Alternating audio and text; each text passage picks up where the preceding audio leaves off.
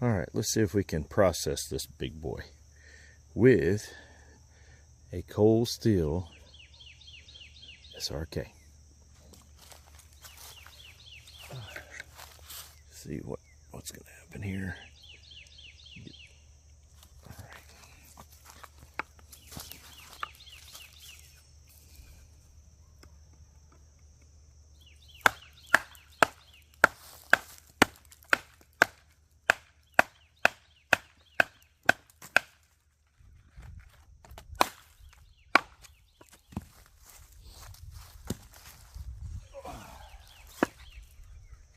Almost.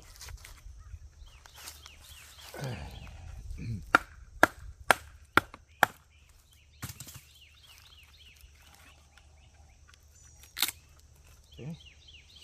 Not bad.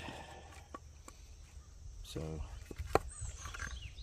not too bad. I think the key to processing any of this wood, though, if you see right here, see these lines, you want to be on one of these lines. Now I'm going to do it again.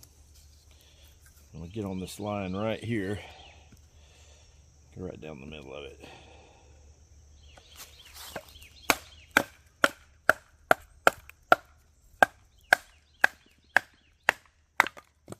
All right, that worked. All right, so we got this big boy here, and this is big enough. It's about the right size for a sustainment fire, but not for starting a fire. So we're just gonna whittle off a little bit. This is a hard ass piece of wood, and I just want to get some little pieces. And this thing is definitely I would say it's a pretty seasoned piece of wood. It's oak. Might have to actually get a little bit smaller. Once again, I'm going to find the line, put on the line, and then we're just going to chop down right where that line is.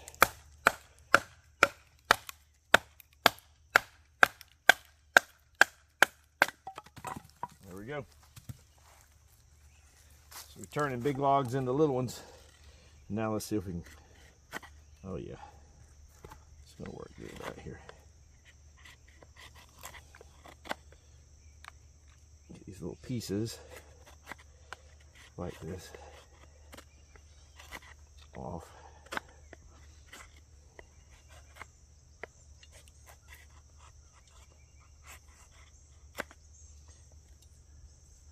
Little pieces like that is what you're looking for. And then out and about, you want to gather up some little pieces about this size. I also like to grab some bark. This bark's what came off, so I can take all this and put on here like that, and just kind of use that as my little holder as I get some more wood together here. Oops. Oh, knock it over, big man. There you go. You want to get all these little pieces because that's what will catch the spark quite easily. All right, let's see what we get. Okay, got old faithful steel here, ferris rod, SRK. Now what I did is I went and found some of this straw looking stuff. You can find that all around here in North Florida.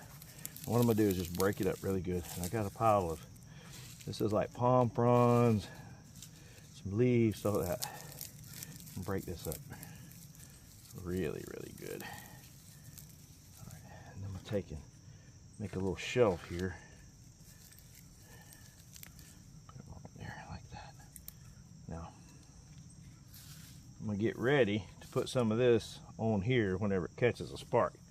Now I will tell you, this thing will throw a pretty good spark with this 90-degree spine right here. Works really good, really good. Okay, so The problem is it's hard to direct that spark. And I know a lot of people say, do it like this and pull. Well, that doesn't work for me.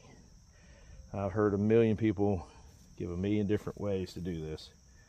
But if you will break this up really good so that the little fibers are exposed, and just get on the back right here on 90 degree and just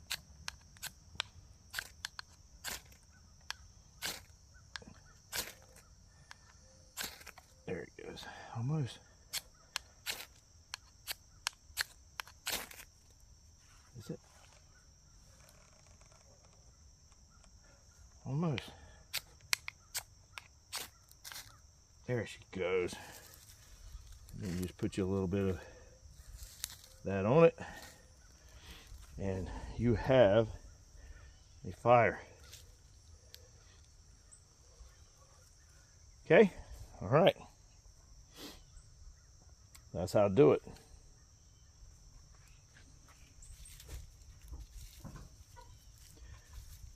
You want to see how to do it again?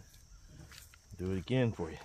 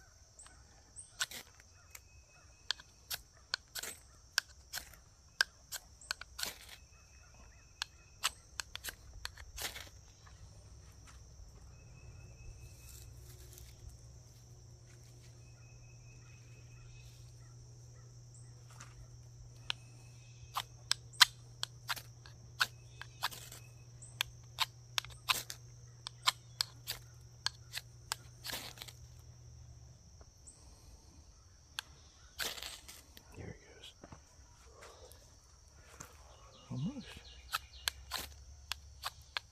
It burned all my grass up a while ago. Gotta have that grass, man.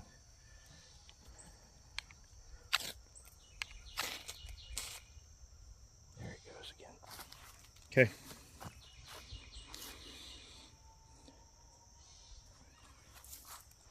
That's basically how you do it.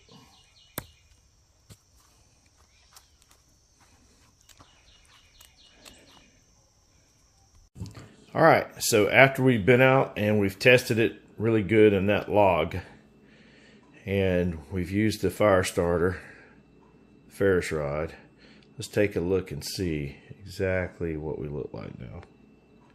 Okay, the back's got a little wear on it,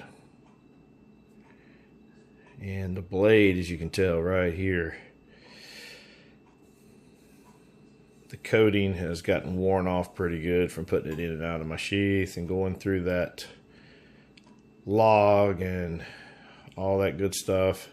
And then if you can look at the edge of that blade though, let's see if I can get it in the light just right. The edge is not damaged at all.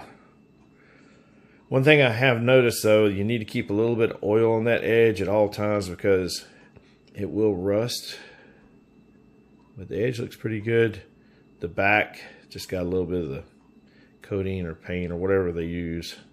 But it's still really a sharp edge for using a ferris rod.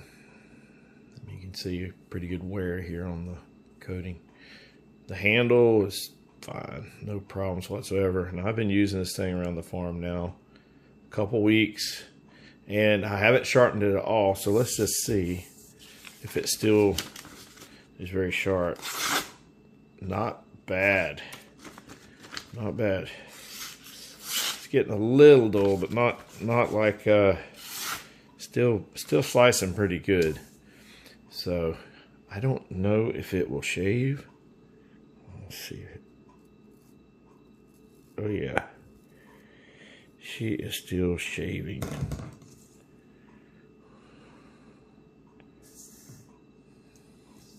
She is still shaving after all that beating on that log and everything. Like I said earlier, I don't like to beat knives on logs, and I don't like to use them as hatchets. I don't like to split wood with them. But I had some people asking, man, you know, please show us what it can do out of the camp. What it can do at the camp. Can it start a fire? Can it baton some wood? What's it capable of doing? So I decided to show you guys. So anyway, all right. If you're still on the fence of about an SRK, man, it's a no-brainer. There's a reason the government buys them for the seals. And I don't know if they buy this version here, which is the SK5 version. This is not the expensive one. This is the cheapest one. And I am very impressed with it. Maybe I'll get one of the expensive ones and put it through a little bit of the same test and see what it does. I might go out and cut some rope or something with it next and just see how many slices it can do before it gives up. I'll tell you though, it's for a good all-around camp survival knife. That's why they call it the survival rescue knife. All right, guys, go out and make yourself, your family, and your fellow warrior better.